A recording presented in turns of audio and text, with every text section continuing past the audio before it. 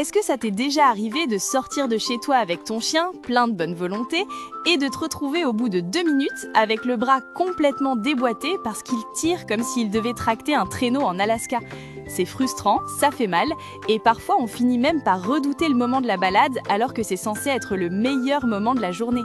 Si tu vis ça en ce moment, je veux que tu saches que tu n'es vraiment pas la seule personne dans cette situation et surtout que ce n'est pas une fatalité, car il existe des raisons logiques à ce comportement. Aujourd'hui, on va regarder ensemble pourquoi ton compagnon agit comme ça et comment tu peux transformer ces moments de lutte en vrais instants de plaisir partagé, parce que tu vas voir qu'on fait souvent l'inverse de ce qu'il faudrait faire. On a souvent tendance à penser que si un chien tire, c'est parce qu'il veut dominer ou qu'il n'en fait qu'à sa tête. Mais la réalité est bien plus simple et plus innocente que ça. La première chose à comprendre, c'est que le rythme de marche naturel d'un chien est beaucoup plus rapide que le nôtre. Pour lui, marcher à notre allure, c'est un peu comme si on te demandait de marcher au ralenti pendant 1 heure. C'est physiquement agaçant et ça demande un effort de concentration immense. Et c'est souvent là que tout commence, car dès qu'il sent une tension dans la laisse, son premier réflexe n'est pas de s'arrêter, mais de s'appuyer contre cette pression. C'est ce qu'on appelle le réflexe d'opposition, et c'est un mécanisme biologique chez le chien. Plus tu tires vers l'arrière pour le freiner, et plus il a instinctivement envie de pousser vers l'avant pour retrouver son équilibre. Et ce détail change complètement la situation, car on entre alors dans un cercle vicieux sans fin où chacun tire de son côté. Tu sais, il y a une erreur que presque tout le monde fait sans s'en rendre compte, et c'est tout à fait humain de réagir comme ça. Quand ton chien tire pour aller sentir une odeur ou pour aller voir un copain, et que tu finis par céder en le suivant juste pour avoir la paix ou pour avancer un peu, tu es en train de lui donner la plus belle des récompenses. Dans sa tête, c'est devenu très clair, car s'il tire, il obtient ce qu'il veut et il finit par arriver à sa destination. La plupart des gens ne s'en rendent même pas compte, mais on éduque souvent nos chiens à tirer malgré nous, en validant leur effort physique par une récompense environnementale. C'est un peu comme une machine à sous, car s'il gagne de temps en temps, il continuera d'essayer encore et encore avec toujours plus de force. Une autre méprise très courante, c'est de penser qu'un matériel plus dur ou une laisse tenue très courte et très serrée va régler le problème. En réalité, cela ne fait que rajouter de la tension nerveuse à une situation déjà stressante pour vous deux. Un chien qui a mal ou qui se sent contraint de manière trop brutale va chercher à fuir cette sensation en tirant encore plus fort pour sortir de la zone d'inconfort. Imagine-toi un instant avec quelque chose qui te serre le cou ou qui te bloque dès que tu avances.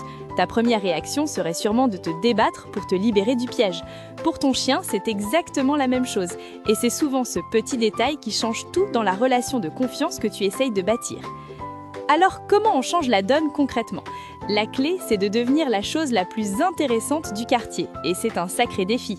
Si la balade se résume à toi qui es au bout du fil en regardant ton téléphone ou en pensant à tes courses, ton chien va naturellement chercher ses propres occupations ailleurs. Pour inverser la tendance, tu peux commencer par changer de direction dès que la laisse se tend. Ne tire pas et ne crie pas, car ça ne ferait que rajouter de l'excitation. Fais juste demi-tour calmement, sans rien dire. Au début, tu vas avoir l'impression de faire une danse bizarre sur le trottoir et de ne pas avancer de 10 mètres en 10 minutes. Mais c'est un signal puissant. Tu lui apprends que la tension coupe net le mouvement, alors que la laisse détendue est la seule clé pour continuer l'aventure et explorer le monde.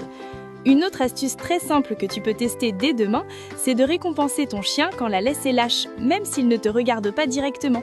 S'il marche à tes côtés sans tension, donne-lui une petite friandise ou félicite-le chaleureusement avec une voix douce. On oublie trop souvent de dire à nos chiens quand ils font les choses bien et on ne se manifeste que quand ils font une bêtise. Et pourtant, valoriser le bon comportement, c'est le chemin le plus court vers la réussite. Il faut que ton chien comprenne que la zone de confort se situe juste à côté de ta jambe et nulle part ailleurs. N'oublie pas non plus que la balade n'est pas qu'un exercice physique pour se dégourdir les pattes. Ton chien a besoin de stimuler son cerveau pour être vraiment fatigué et serein.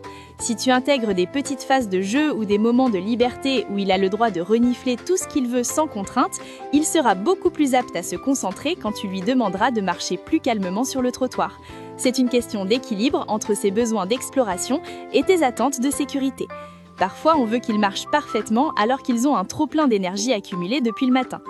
Je sais que ça peut paraître long et parfois décourageant quand on a l'impression de ne pas progresser assez vite malgré les efforts, mais les progrès viennent toujours avec la clarté et la constance, car le chien a besoin de règles stables pour se sentir rassuré. Si tu es cohérente et que tu gardes ton calme même quand c'est difficile, tu vas voir son comportement changer petit à petit. Chaque chien est différent et certains ont besoin de plus de temps pour désapprendre de vieilles habitudes. Mais le lien que tu construis avec lui pendant ces exercices vaut tout l'or du monde. Visualise le moment où vous marcherez tous les deux tranquillement dans le parc sans aucune tension. C'est tout à fait possible avec un peu de méthode et beaucoup de bienveillance. Dis-moi en commentaire si ton chien a une cible préférée qui le fait tirer à tous les coups, comme un chat qui passe ou un poteau spécifique. Et n'hésite pas à t'abonner pour qu'on continue d'améliorer ensemble la vie de nos compagnons à quatre pattes.